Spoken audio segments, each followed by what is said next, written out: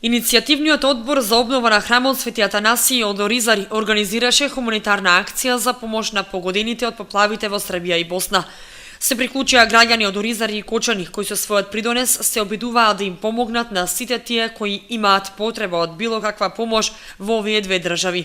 Функционира веќе пунктот од Сабајле со цел да допринесеме да даде малку поддршка и помош на најнастраданите луѓе во тие области.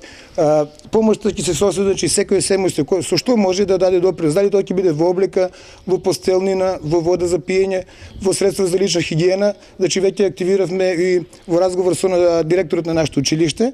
Веќе таму е спроведена акцијата. Спроведовме акција исто со фолклорниот ансамбл, значи нивните членови да дадат допринос со фудбалската екипа.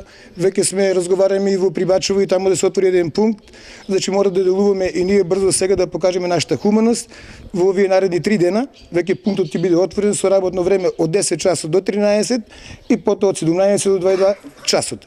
Кон акцијата се приклучија учениците и професорите од Средното општинско училиште Гошо Викентиев. Самата донација се состои од храна и вода, и тоа флаширана вода, конзервирана храна, млеко во прав, може да биде конзервирано или тетрапак, зачини, шекер, сол, потоа сладки, чоколадца, бомбони и слично, бебешка храна, храна за лица кои боледуваат од диабетес.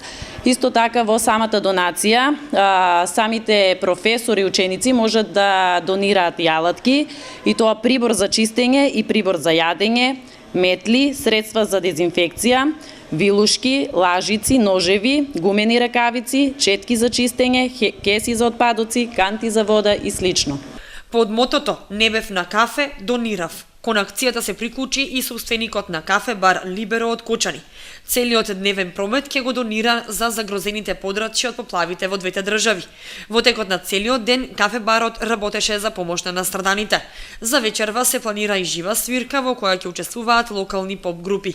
Граѓаните ја покажаа хуманоста на дело, не штедеа и колку што можеа даваа хуманитарен придонес. За помош на настраданите, групацијата Деликатес пак донираше шлепер флаширана вода.